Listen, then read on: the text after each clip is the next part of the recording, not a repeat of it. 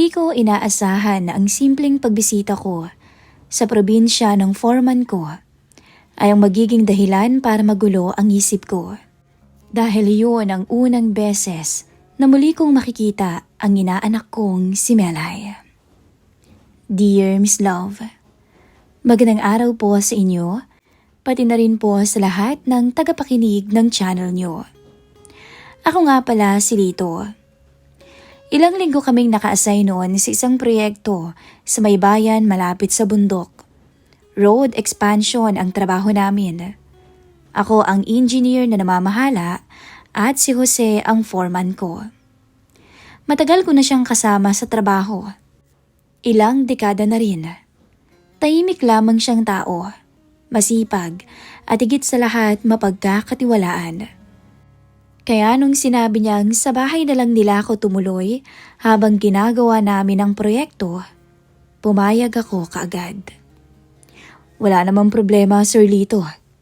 Sabi niya noon habang nasa site kami. May extra kaming kwarto sa bahay, sayang din ang renta sa bayan. Ngumiti lang ako. Kung hindi kayo mahihirapan, Jose, ayos lang. Ano ka ba, sir? Ninong ka pa nga ng panganay ko baka nakakalimutan mo na. Napangiti ako doon. Tama nga naman. Noong pang bata pang anak niya, kinuha niya akong ninong sa binyag. Pero matagal na rin yun. Yun kasi ang unang beses na naging magkatrabaho kaming dalawa. Kinabukasan, pagkatapos ng trabaho namin, sabay na kaming bumiyahe papunta sa probinsya nila. Tahimik ang lugar. Puro puno ng niyog ang makikita sa daan. Malayo sa ingay ng lungsod. Pagdating namin sa bahay nila, agad akong bumaba ng sasakyan. Isang simpleng bahay lamang iyon. Yero ang bubong at kahoy naman ang dingding. Malinis at maayos at napaka-presko. Nandito na ho tayo, sir, sabi ni Jose. Habang naglalakad kami papasok ng bakuran nila, napansin kong may isang babaeng nagwawali sa gilid ng bahay. Mahaba ang buhok niya, nakatali lamang sa likod. Nakasuot siya ng simpleng t-shirt at short na maiksi. Hindi ko agad nakita ang mukha niya. Hanggang sa lumingon siya, doon ako natigilan. Maganda, maputi ang balat kahit nasa probinsya. Malalaki ang mata na may mapapilantik na pilikmata. At kahit simple lang ang suot niya noon, kitang-kita ko ang hubog ng katawan niya. Napahintuto sa pagwawalis nang makita kami. Tay! Tawag niya. Ngumiti si Jose. Oh, Melay, nandito na kami. Melay? Parang may kung anong kumurot sa alaala ko. Lumapit siya sa amin. Habang papalapit, lalo kong napansin ang napakaganda niyang mukha. Hindi na siya bata tulad ng natatandaan ko. Dalagang-dalaga na to. Anak, sabi ni Jose, ang ninong mo, si Engineer Lito. Sandali siyang tumigil. Tapos biglang nanlaki ang mga mata niya. Ninong Lito? Napangiti ako. Naalala mo pa pala ako? Namula siya ng bahagya. Opo, lagi naman po kayong kinukwento ni tatay pag umuwi siya dito. Napakamot ako sa ulo ko. Sa totoo lang, ako ang mas nagulat. Hindi ko akalain na ganito kaganda ang inaanak ko. Dalagang-dalaga ka na pala, sabi ko dito. Napangiti siya pero halatang nahihiya. Opo, hindi ko napansin na kanina pa pala siya nakatitig sa akin, na para bang pinag-aaralan niya ang mukha ko. Ano? Natatawa kong tanong. Bigla siyang nag-iwas ng tingin. Wala po. Tumawa si Jose. Pasensya na kayo, sir. Hindi pa kasi kayo nakita niyan mula nung binyag niya. Oo nga Sabi ko na lang at tumango. Muli kong tiningnan si Melay. Ngayon ko lang napagtanto. 20 years old na pala to. Dalagang-dalaga na. Hindi ko alam kung bakit bigla akong nailang. Parang may kakaibang pakiramdam na gumapang sa dibdib ko. O tara na sa loob, sabi ni Jose. Nagluto ba ang nanay mo, Melay? Opo, tay, pero nasa palengke po siya ngayon kasama si Batbat. na ang tinutukoy niya ay ang bunso niyang kapatid. Pumasok kami sa bahay noon. Maliit lang pero napakalinis at maayos. May isang lamesa sa gitna kung saan nakahain na ang pagkain. Habang kumakain kami noon, napansin kong tahimik lang si Melay. Paminsan-minsan, sumisilip ng tingin sa akin. Parang nahuhuli ko siyang nakatingin. Melay, sabi ni Jose, may pasok ka ba bukas? Wala na ho, bakasyon na rin po eh. Uwi ka nito. Mabuti kung ganun at tumulong-tulong ka muna dito sa bahay dahil may bisita tayo. Opo. Pagkatapos ng hapunan, si Melay na rin ang nagugas ng pinggan. Habang naguhugas siya sa may kusina, nakaupo lang kami ni Jose sa may sala. Naglabas to ng isang bote ng alak. Konting pampainit lang, sir. Ngumiti ako. Sige. Habang umiinom kami, napansin kong paminsan-minsan ay sumusulyap si Melay mula sa kusina. Hindi ko alam kung bakit. Pero tuwing magtatama ang mga mata namin, mabilis siyang nagiiwas ng tingin, na para bang hiyang-hiya. Lumipas ang ilang oras ng kwentuhan hanggang sa tumayo si Jose. Paano sir, maaga pa tayo bukas sa site? Mauna na ho akong matulog. Tumango ako. Salamat sa patuloy niyong pagtanggap sa akin dito, Jose. Ngumiti siya. Walang anuman sir. Tinawag niya ang anak niya. Melay. Lumabas to mula sa kusina. Po, tay? Ikaw nang bahala sa ninong mo, asikasuhin mo ha? Opo. Saglit lang po ha, iayos ko lang po yung tutulugan niyo.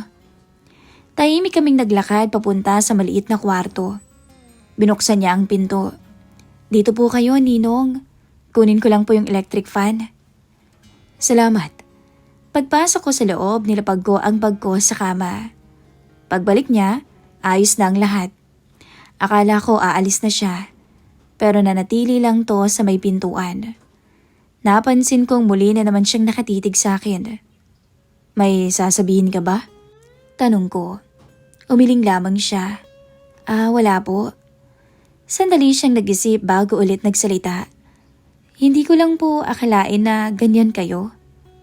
Napakunot ang noo ko. Ako?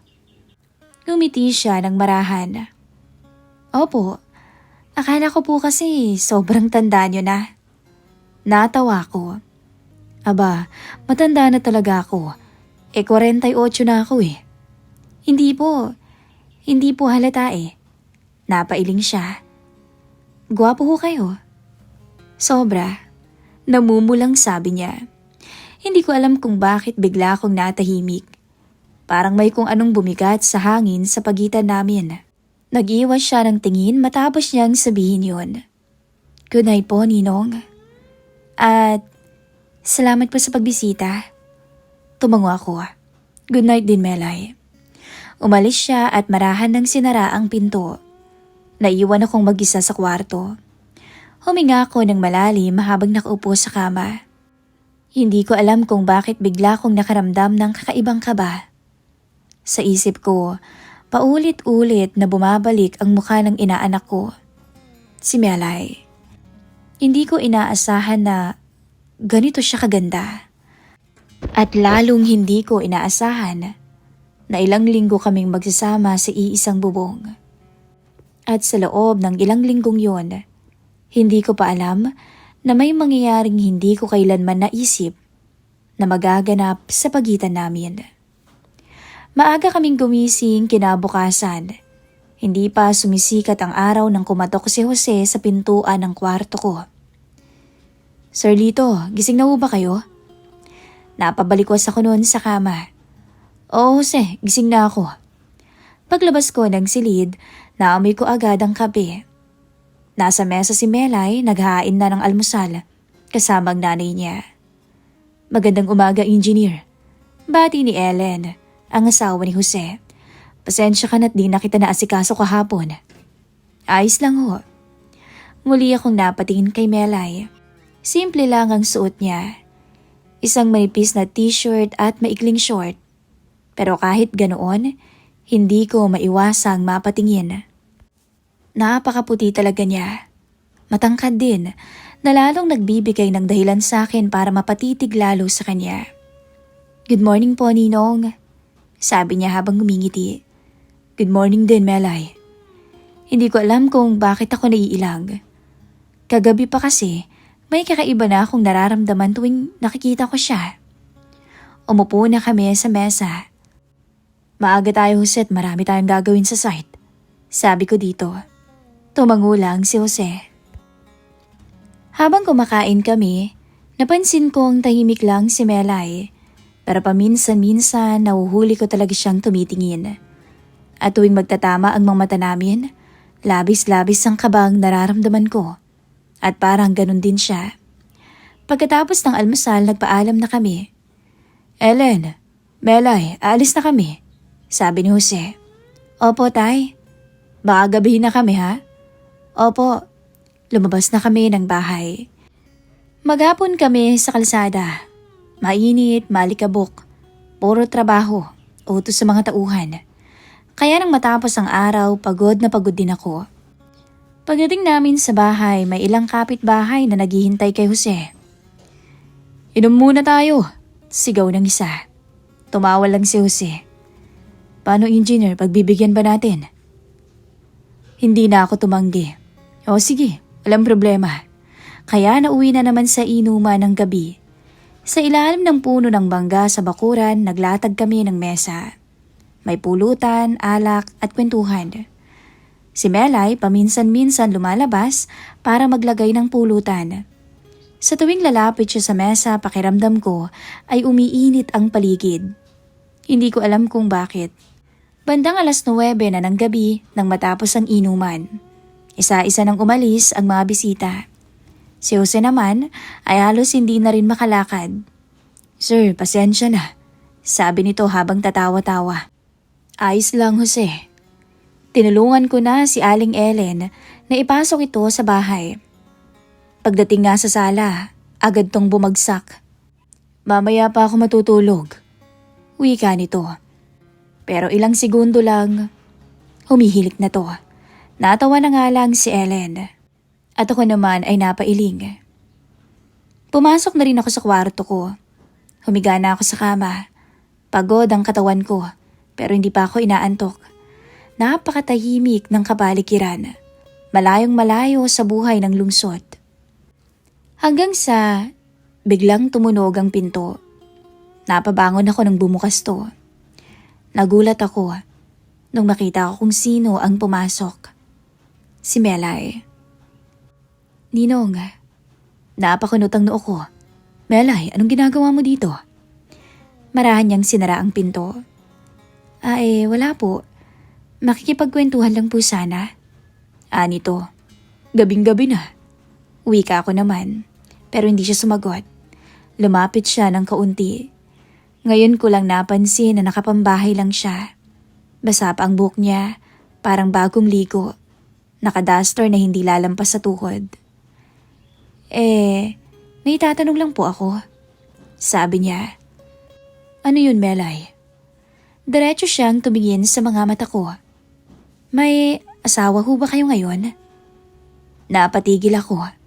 Matagal na rin mula nang may magtanong sa akin ng ganon. "Wala na, Melay. Matagal na," sagot ko.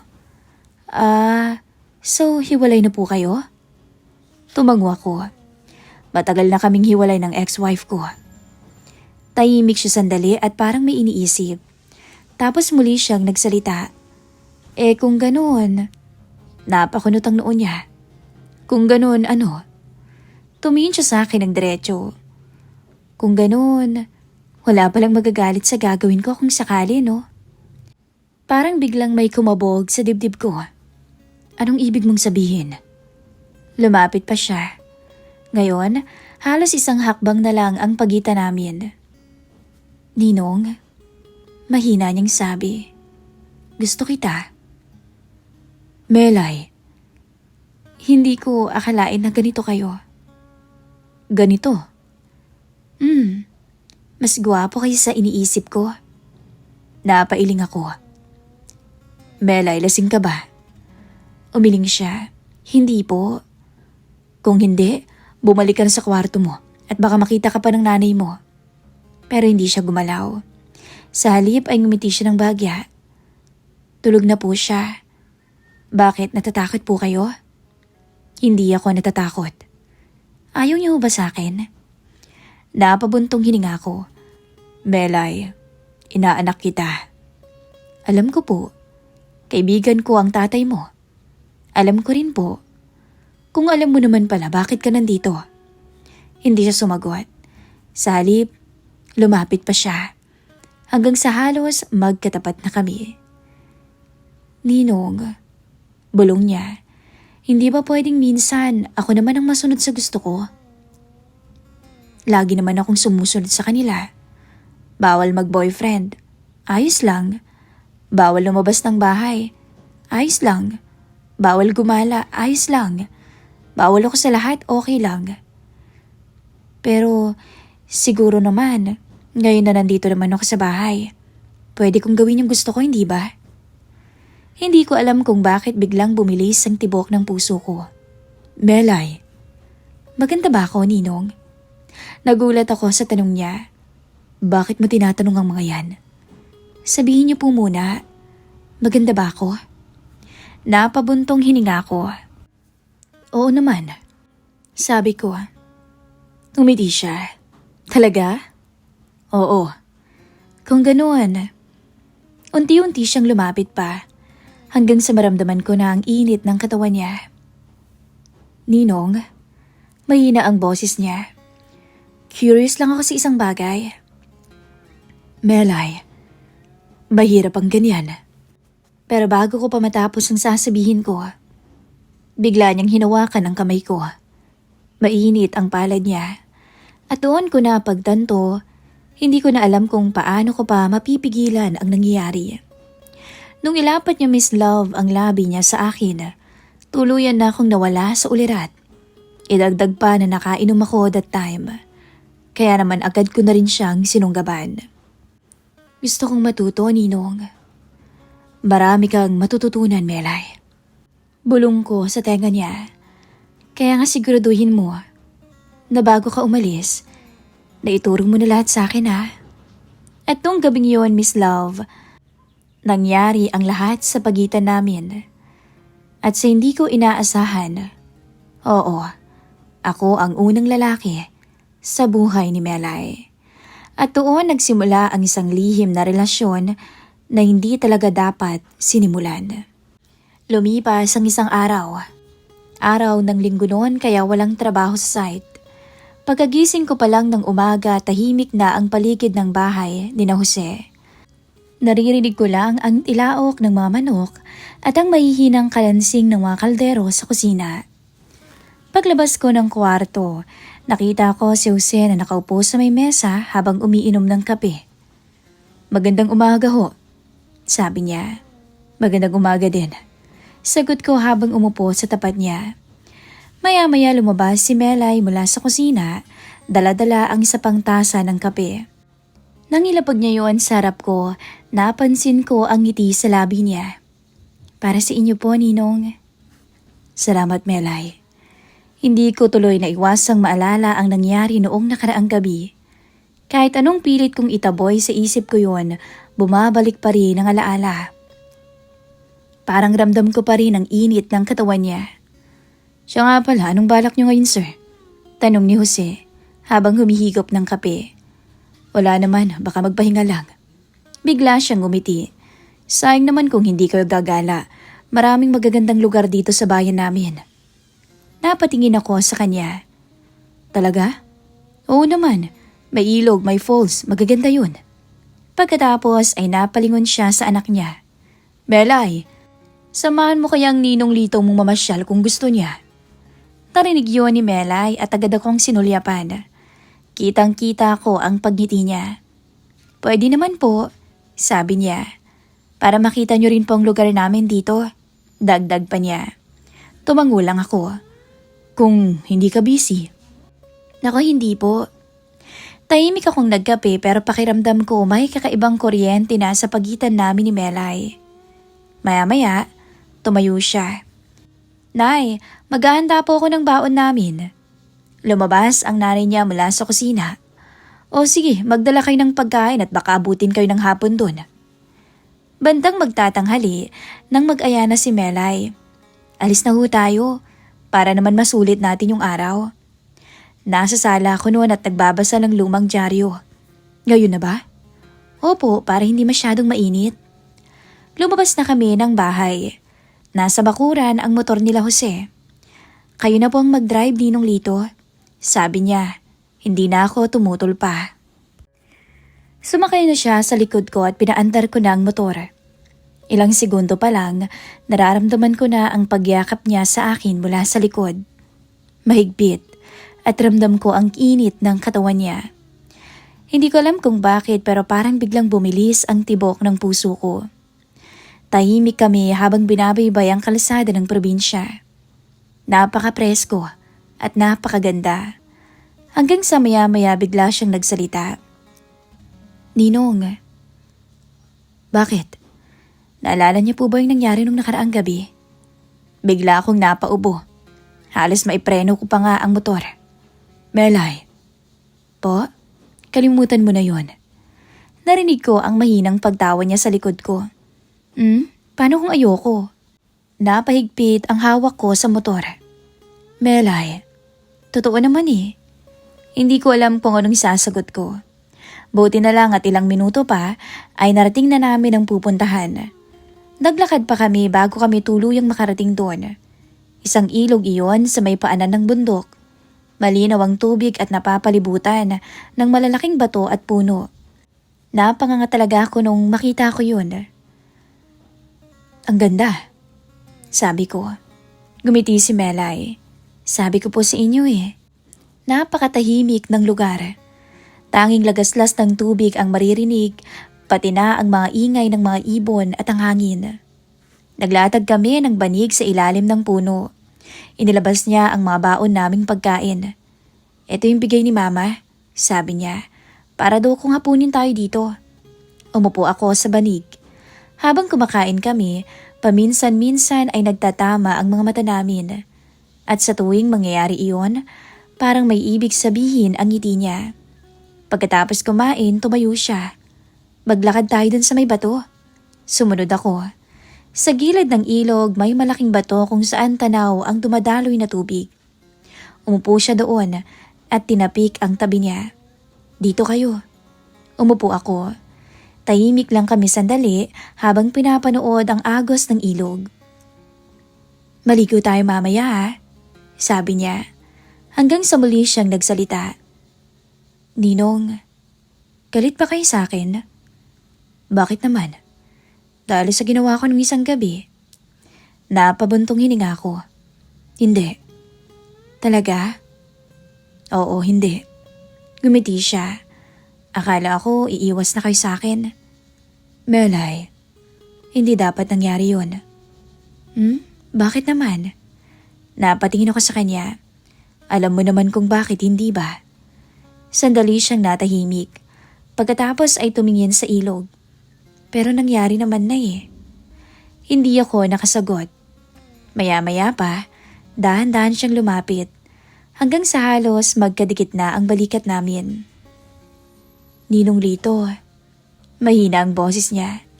Hindi ko naman pinagsisisihan yun eh. Napalingon ako sa kanya. Malapit na malapit ang mukha niya sa akin. At kayo? Hindi niyo naman siguro pinagsisisihan yun, hindi ba? Hindi ko alam kung bakit hindi ako nakapagsalita. Nung mga sandaling yun, parang nawala na rin ang lahat ng dahilan ko para umiwas. Hanggang sa muli na naman niyang hawakan ang kamay ko. Mainit. Parehong-pareho ng pakiramdam noong nakaraang gabi. Gumiti siya ng mahina. Ninong, at least dito, walang makakakita. Tama hindi ba? Sa mga nagaganap nung araw na yun, ang tanging naging saksi lang ay ang agos ng ilog at ang hangin mula sa bundok. At nung mga sandaling yun, Miss Love, muli kaming nadala ng damdamin na pareho naming alam na hindi dapat mangyari. Pero kahit anong pilit ko, hindi ko naman magawang tumanggi sa kanya.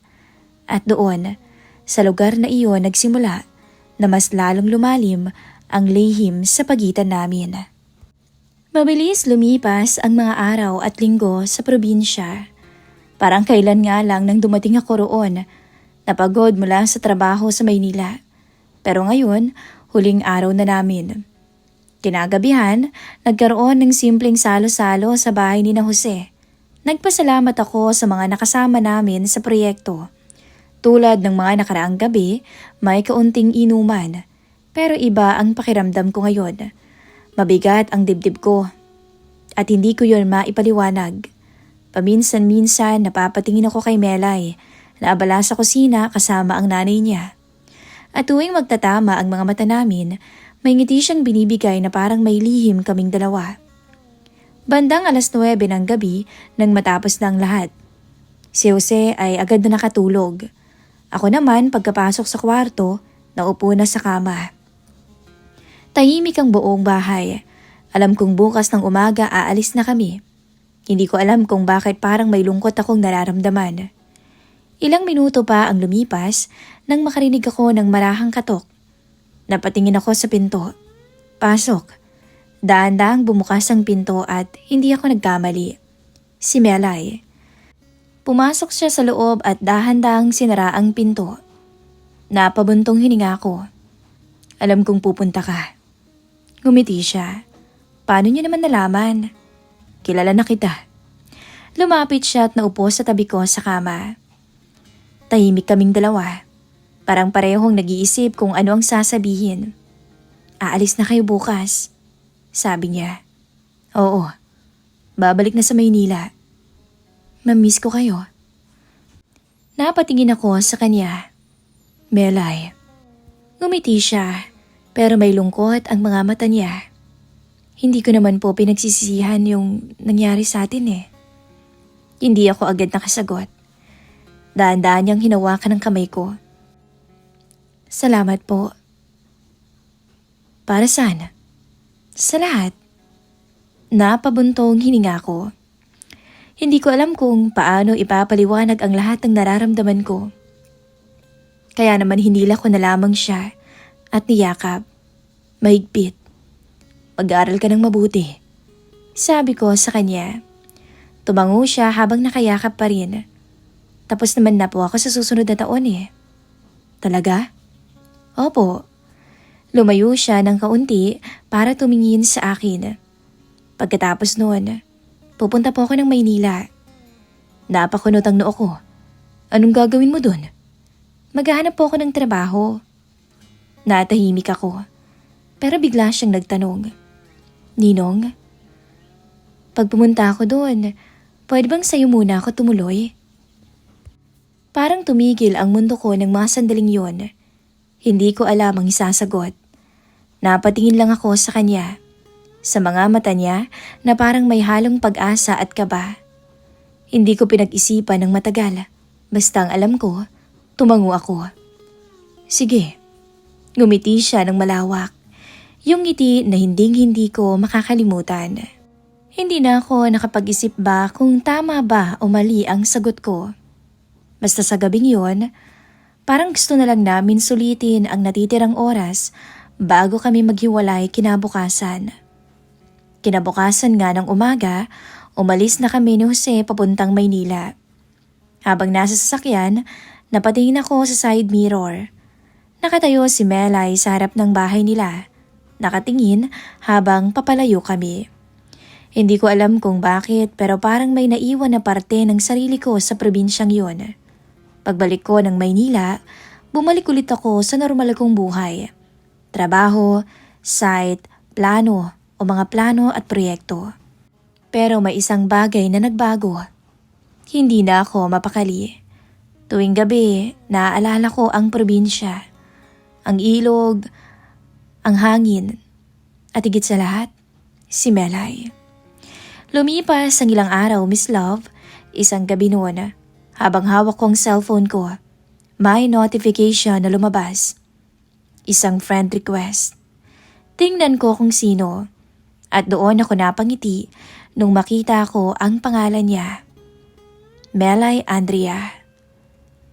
Hindi ko na malaya na napabuntong hininga ko. Agad-agad ko siyang inaccept. Ilang segundo lang may dumating na mensahe. Kumusta po kayo, Ninong? Napangiti ako. Ayos lang, ikaw? Eto, namimiss ko na po kayo. Hindi ko alam kung bakit biglang bumilis ang tibok ng puso ko. Simula noon, halos araw-araw na naman kaming nag-uusap. Nagtatanungan kung kumusta ng isa't isa, mga simpleng kumustahan lang. Minsan nahaba ang video call namin hanggang madaling araw. At sa bawat pag-uusap namin, lalo ko lamang siyang namimiss. Hanggang sa isang gabi, habang umiinom ako noon, napaupo ako sa sala ng bahay ko. Tahimik ang paligid. Hawak ko noon ang cellphone ko. Naka-open ang chat namin ni Melay. Tinititigan ko ang huling mensahe niya. Miss na kita. Napapabuntong hininga ko. Sa isip ko, Miss Love, may isang tanong na paulit-ulit na bumabalik. Tama lang bang gagawin ko? Kahit sabihin mong wala na akong asawa, ay inaanak ko naman si Melay. Anak ng kaibigan ko. Anak ng lalaking matagal na nagtiwala sa akin. Sa totoo lang, hindi ko alam ang gagawin. Pero isang bagay lang ang sigurado ko. Sa bawat araw na lumilipas, lalo kong nararamdaman na hindi ko kayang basta mawala sa buhay ko si Melay. Dahil alam ko, iniibig ko siya. At marahil ito pa lang ang simula ng kwento namin. Kaya nga ako narito at nagsulat sa programang to para mabigyan ng linaw ang aking isipan. Kung ititigil ko ba o tama lang na umibig ako sa kanya. Maraming salamat po sa mga nakinig ng istorya ng aking buhay. Thank you so much, Miss Love, sa pag-ere ng aking kwento dito po sa inyong channel.